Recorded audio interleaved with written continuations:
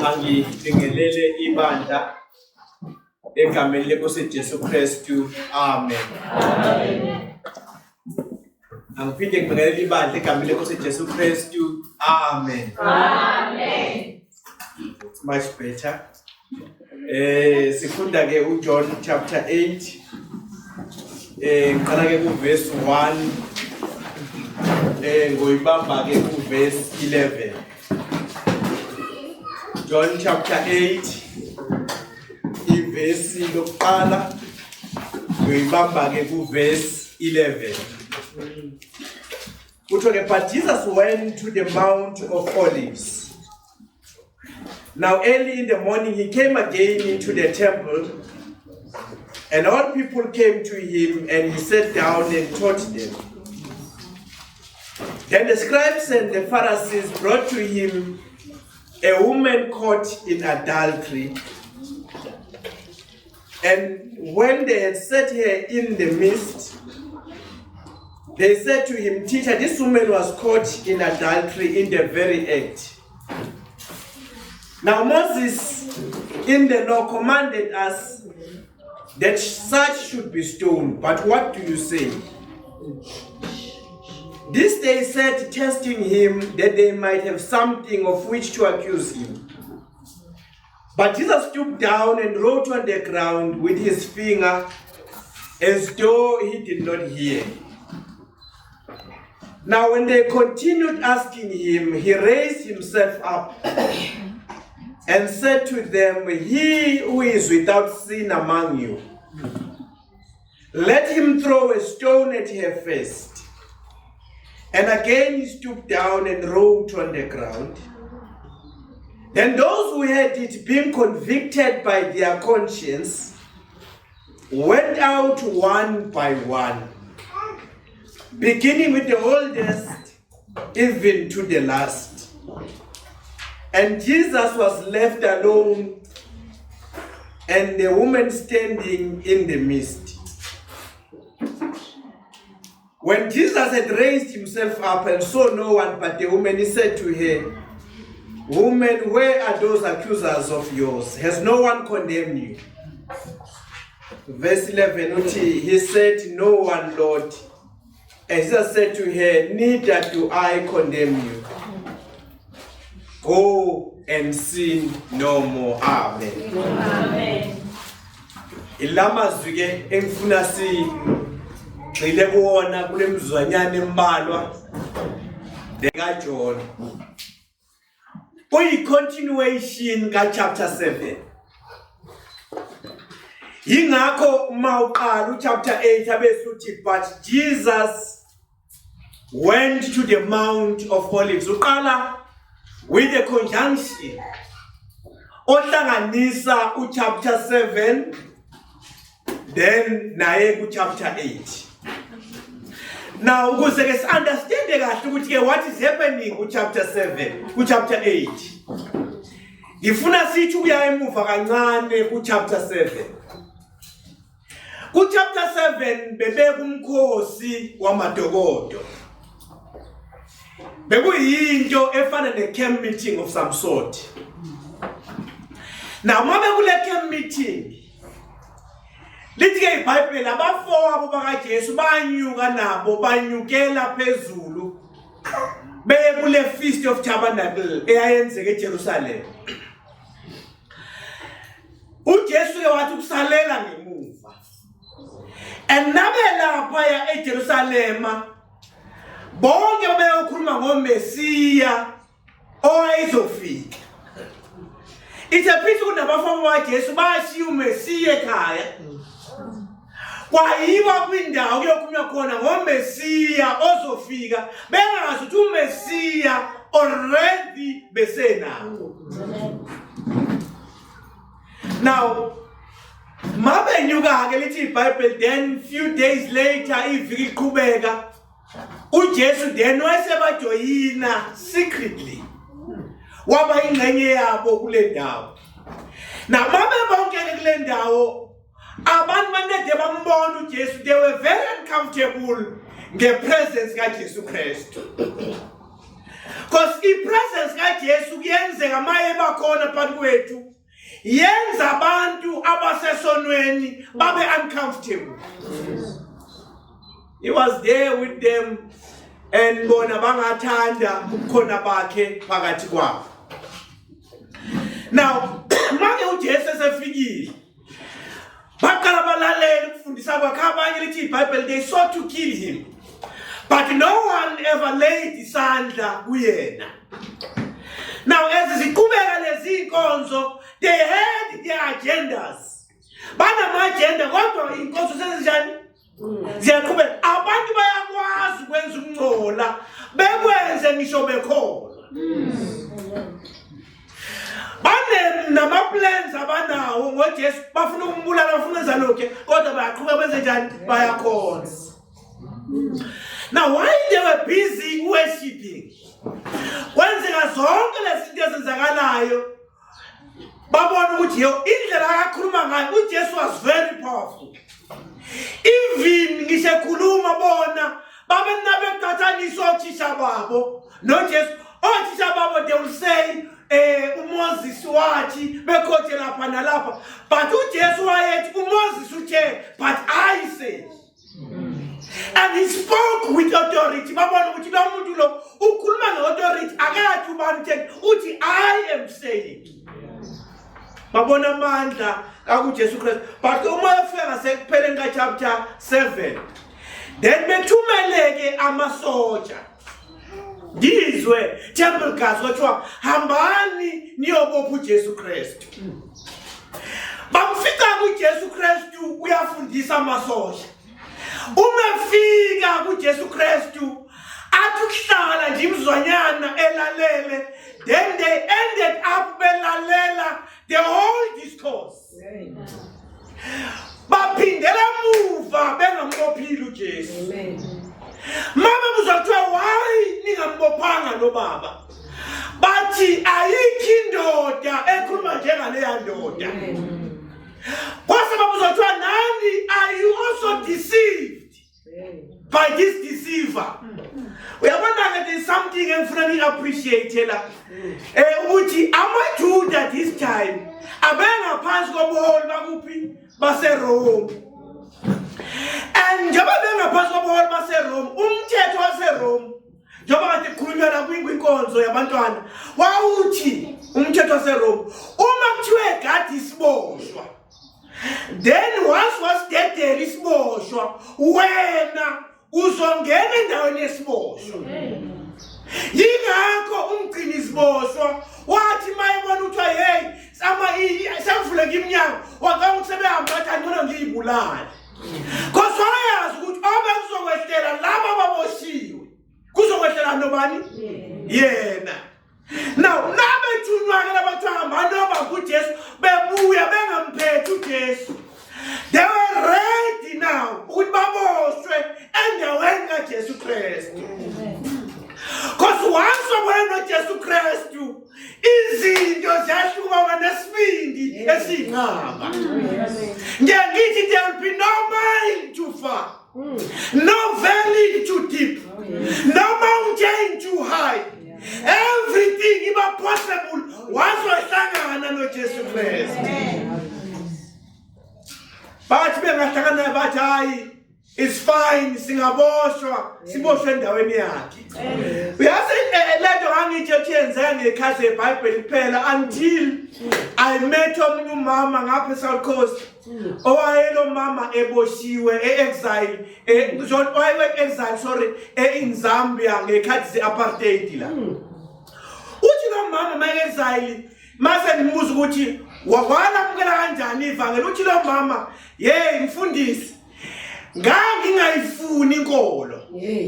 Uthi I hated it so much ngoba ngangitshela ukuthi inkolo yoKristu iyona elethi apartheid. So ngase ngizonda uthi njengingezala eZambia wenzeka nje omunye umfundisi webandla le-Seventh-day Adventist ezokwenza inkonzo zetende wafika wazobeka iposta yenkonzo zakhe kwiplot engasenginayo kuleya ndawo. Wayenga kwifence yami uthi ngacashwa ngalendlela ukuthi ngithi ubani lo ohenga kwifence yami inkonzo kwinto yobuKristu egcilaza makho abantu. Uthi ngase ngadecide ukuthi ngizohamba ngombulala mayiqala nje lezi inkonzo lomfundisi. Uthi ngasuka ngo first day ngathatha isibhamu sami ngasifaka ngaphakathi.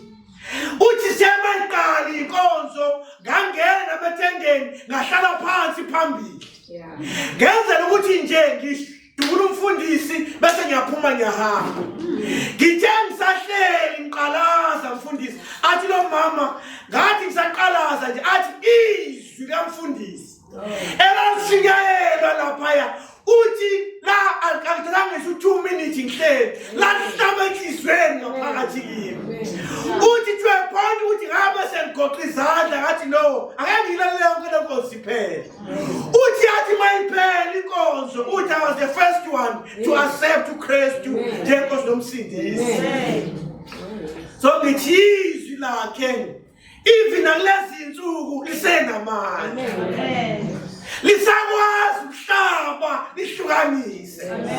Lisakwazi ukufika enhlizweni yakho kade kune chaos lenza order.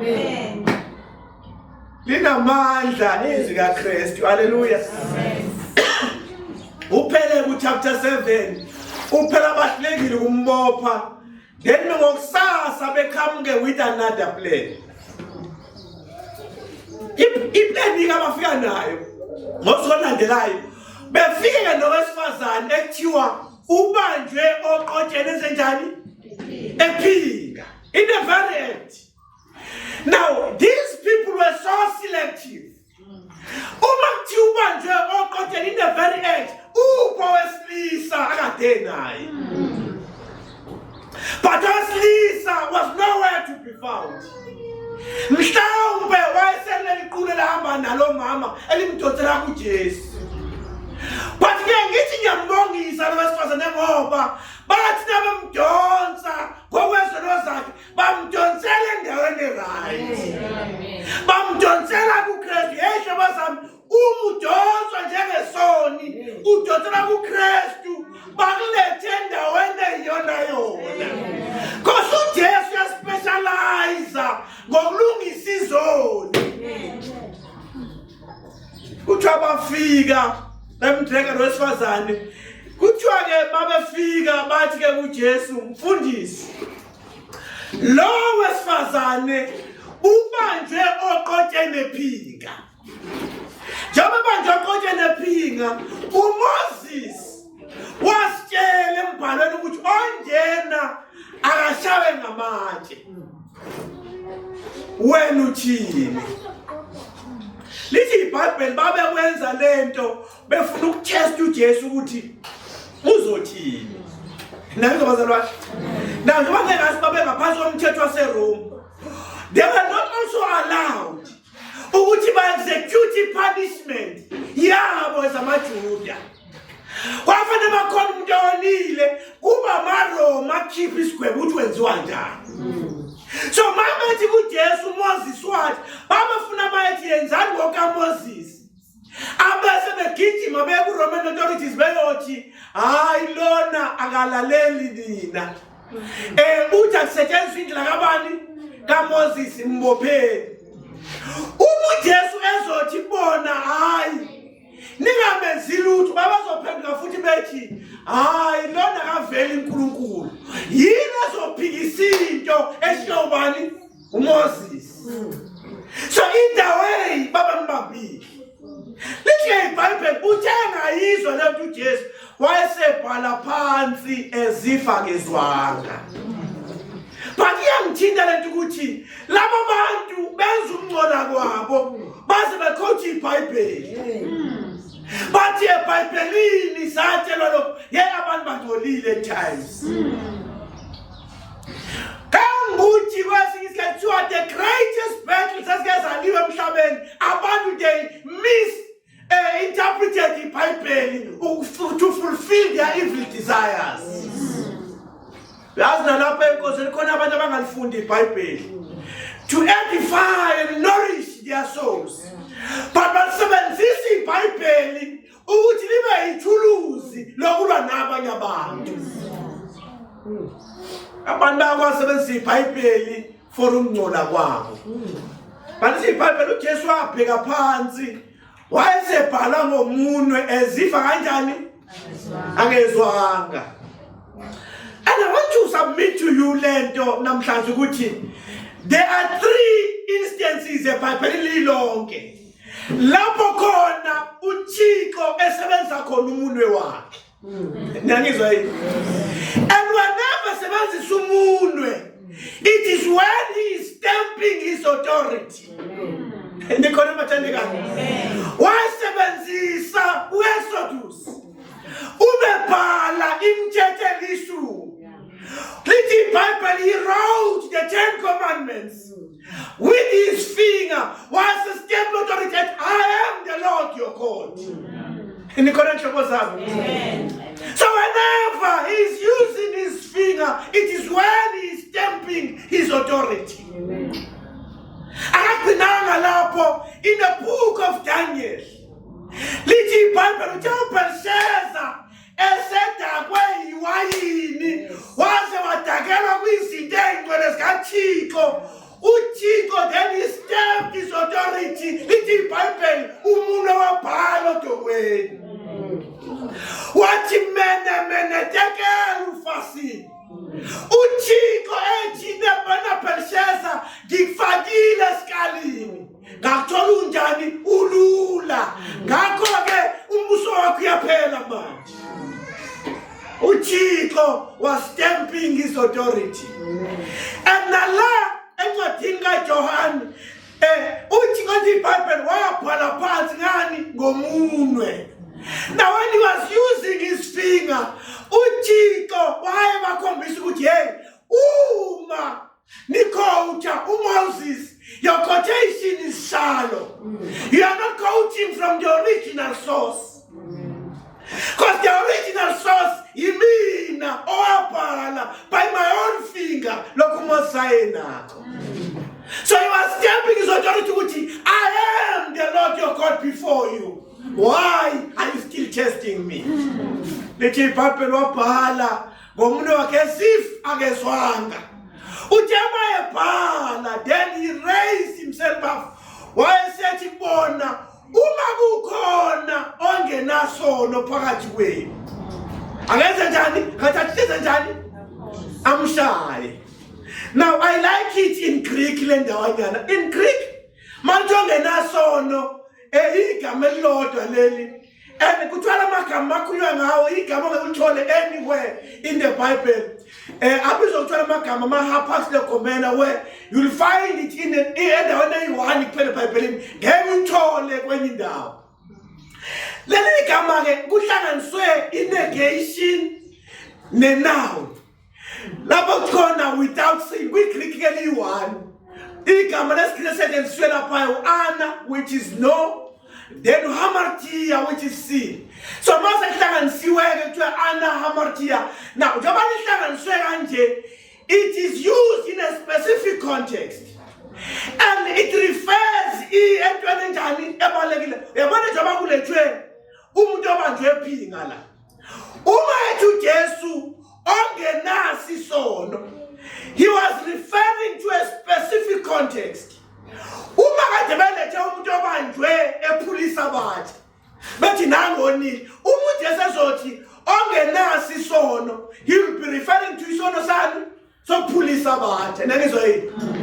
Uma kade belethe umuntu obanjwe worship ama-idols, umuntu Yesu ethi anyone who is without sin, he will be referring to isono sani so worship yini ama-idols. Ngoba balethe umuntu ke la obanjwe ephinga, uJesu was referring to isono sani sokuphinga. Nezindlebo zami. So mighty anyone who is without sin, the translators were a bit lazy. Befanele baqhubeke bathi anyone who is without sin of adultery akashaye. Because uJesu was dealing with ama-specifics here. Wangageneralize ukuthi ongenaso ngoba already uyazi ukuthi ihlobo lonke linezono. Wayesebuza ngalesi abamlethe sona ukuthi ongenaso ke lesi akashayi.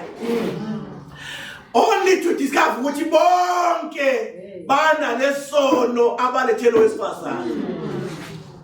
No wonder uma bafuna ukutrap uJesu isono esafike engqondweni yabo ilesa basijwayele bona kakade.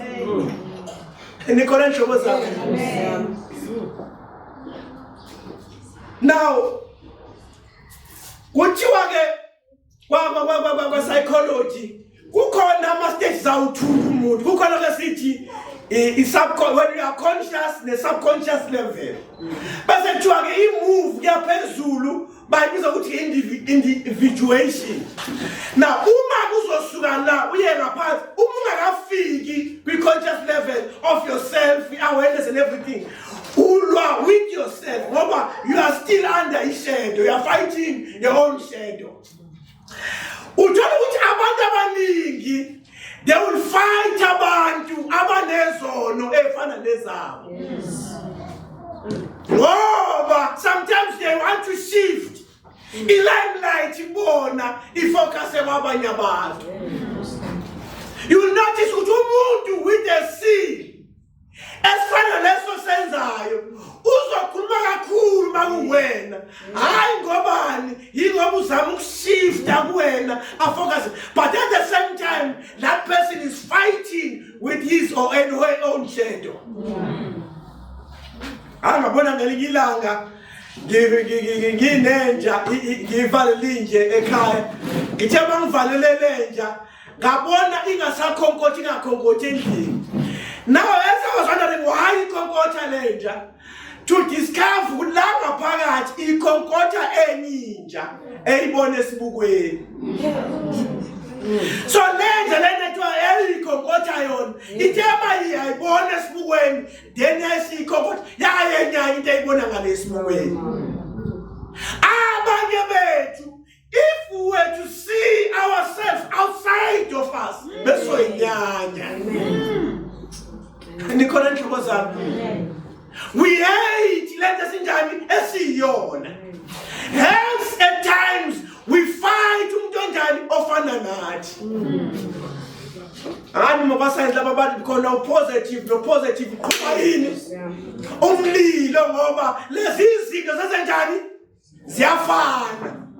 So abantu at times esingazwani nabo, abantu at times esibusana nabo, not because bangcono ngathi ngoba siyafana nabo.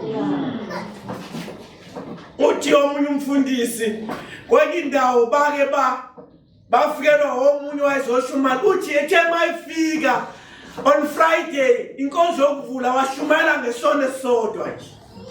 Uthi hey washumayela wonke umuntu wazethe ishumayela inceke kaThixo. Uthi ngakusasa mayibe kwi-morning mana he preached again ngalesono nje sodwa. Bathi hey uThixo uyakhuluma ngempela. Uthi wabuya nge-divine service. Uthi preached again ngalesono. Uthi baqala bayibuza bathi hayibo kungenzeka khona uThixo azomfuna la wenza lesono. Uthi wabuya nge-vespers. He preached again ngalesono esodwa. Uthi baze bayisho ukuthi hayi ake sindu kwena makhwapha ukuthi kungenzeka ukuthi mhlawumbe lesono sisifihlile. Uthi few weeks after senzekile lento kuthiwa lento yayishumayela was found in that same scene. So all this time ngenkathi eshumayela ngalento, the Spirit of God was talking to him to repent. Yena wasethi akutshela abanye abantu.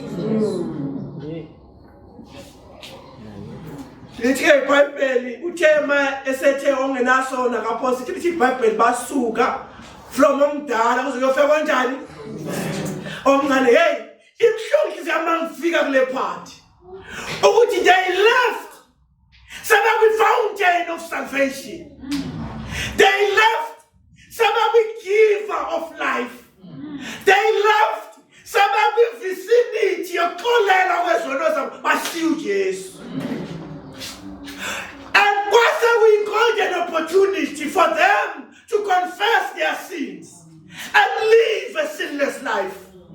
but they left to Christ. And there's no record in the Bible that they ever went back. Kuthiwa bahamba bamshiya uJesu. Ngizothi awungafiki nesono kuJesu and go back singavunywanga isono kuKristu. Bamshiya bahamba. uJesu then was left with the woman. uJema sesena nalo wesifazane. Lithi iBhayibheli then uJesu Kristu waqala wakhuluma nalo wesifazane nasebobabili. All this time uJesu bekakhuluma nalo wesifazane. And I believe which is that simeza ngakhuluma naye yingoba engafuna embarrasa. But wafuna i-one-on-one session with her. Uthi masabe naye akuyima eqala emaddress wesifazane. Yazi uJesu akafuna ukuphoxa. Akafuna ukwenza inhlekisa. Ufuna a one-on-one audience with you. Bese umtshela all your sorrows. Umtshela all your sins. Then akunikeze assurance that all will be well, my child. Lithi iBhayibheli uthe uma sesele nawe sethi lo wesifazane women baphi abamangaleli bakho na akekho yini okulahlile. Lo wesifazane wasetshela ukuthi yes sebehambile lapha. But now sekusele ukuthi uJesu aqede ngami. Wayebheke phansi covered in shame. Ngenxa yobubi bakhe watshela ukuthi no man, now this is my last moment. Uthi uJesu akekho yini okulahlile na. Uthi lo wesifazane no one not. Uthi hello uJesu basephendula kulo wesifazane abesethi ke nami nginjani angikulahli. Kodwa ke hamba ungabusenze njani ungabusola. Nami ngikwenze njani angilahli. uJesu akekho kwibusiness yokulahla abantu. But kwibusiness yokusindisa abantu. Ubona ke manje uJesu nami ngikulahli. KwiGreek kukhona lokesithi it is an imperative mode. Imperative mode isetshenziswa lapho kune potential khona. Ngizwa yini? For instance, you cannot command isihlahla samango ukuthi sinikeze amaphula ngoba sona samaphula. You can only say isihlahla samango khipha yini? Umango ngoba sena samaphula. So imperative mode isebenza kanjani? Isebenza lapho khona kune potential khona. Ngizwa yini? And uJesu wayesebenza wabona maye uJesu, you are the light of the world. Ngenkathi you are the light of the world, why is that imperative mode? Abba said, therefore, let your light shine. uJesu lapho akabacela abantu babe ukhanya. But uthi already now you are, it is a state of being. You are the light.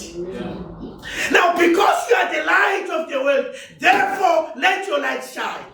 So uthi already niyakwazi ukhanyisa. Inkinga uthi you are not functioning as ukhanya. Khanyani ke pranibonakala. So that's where no matter how ilokuja imperative mode sebenza kanjani. So now uJesu esebenza lapha segcineni ethi lo wesifazane nama ngula sebenza that imperative mode. Uthi ke therefore go and sin no more.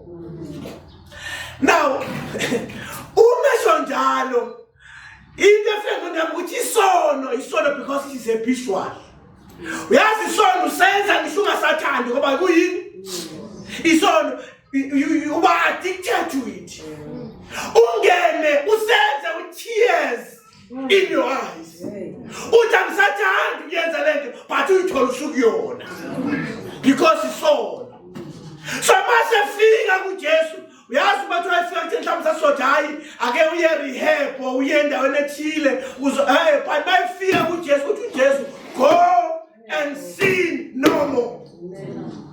So landing on the when he saves you or when he forgives you, he empowers you. Amen. Uchiko unikeza ini amandla. Ukuthi wenze njani uhambe ukuthi ungabusona. Hallelujah. Amen. Lo wesifazane okhulunywa lana ngaye uthi mawuthole emlando kuthiwa omunye wabesifazane ekuthiwa babelandela uJesu noma ngabe kuphaye yakho emva kwalokho. Lo wesifazane kuye ngaye lando omunye wabesifazane ethi iBhayibheli even nangosuku nangaleya ntambama crucifixion olabo besifazane belandela at a distance. Lo wesifazane ungomunye wabo elithi iBhayibheli Sunday morning omunye baya beyothi ubani uzosidingela itshe. Lo munye wesifazane lo omunye wesifazane elithi iBhayibheli mabefika itshe selivuliwe omunye bokuqala bathola imessage yokuthi he is risen, he is risen, he is risen. Abagijima bayotshela ihlabathi ukuthi uJesu uvukile. Ngoba once accept uJesu Kristu, he will empower you ukuthi ukwazi ukuphila impilo esinless. Amen. So uJesu Kristu namhlanje ufuna ukunikeza amandla. Ithi ingoma esihlabela esabatheni, would you be free from the burden of sin? Because there is power in the blood. Amen.